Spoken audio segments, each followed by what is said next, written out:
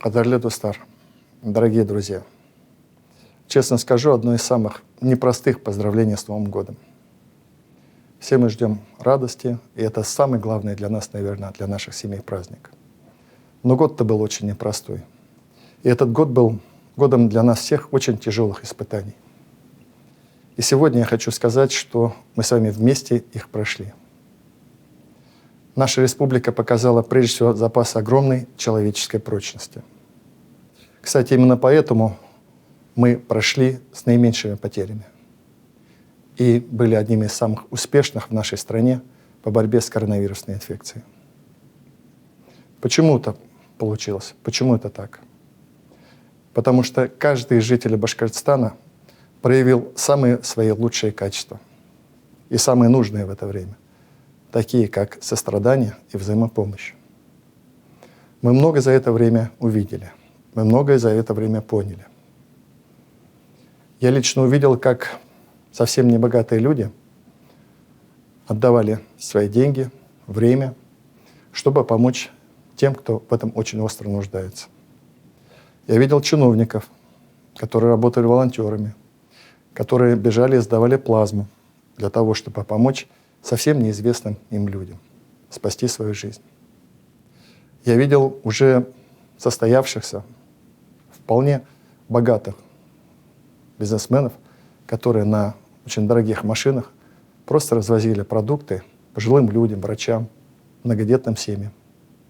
И, конечно, я видел врачей, самых разных, совсем еще юных студентов медуниверситета и уже седовласых профессоров, которые участвовали в самом настоящем сражении с этой болезнью. И бились, падая с ног, и бились за здоровье людей. Я хочу сказать огромные слова благодарности и низкий поклон всем вам за то, что мы выдержали, за то, что сохранили свое человеческое достоинство и были вместе. Вы знаете, этот год, конечно, был годом потерь для многих из нас. И мы о них будем помнить. Но мы уже устремились в будущее. Мы уже думаем о Новом годе.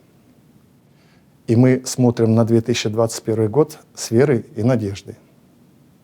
Потому что мы очень большая и крепкая семья. Потому что нас более 4 миллионов. И каждый из нас проявил свои самые лучшие человеческие качества. И мы в это время были вместе. И если нас впереди ждут еще испытания, я уверен, что мы также будем с вами вместе. Потому что самое главное богатство, подчеркиваю, не нефть, не газ, не сода, а вы, жители нашей республики.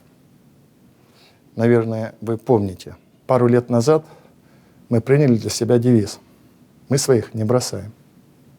И кто бы мог подумать, что этот девиз станет столь актуальным в эти месяцы и пройдет через такие тяжелые испытания. Дорогие земляки, я абсолютно уверен, что бы нас впереди ни ждало, мы с вами пройдем и этот путь. Кстати, я хотел сказать, что весь этот год мы боролись не только с коронавирусом. Мы, кстати, не забыли о том, что мы должны развиваться. И мы развивались. Мы строили, мы созидали, мы двигались вперед. И у нас многое получалось. И уверен, получится. И в эти последние минуты уходящего года я просто хочу вас всех поблагодарить за то, что мы были вместе, за то, что мы верим друг другу, и за то, что все у нас получится.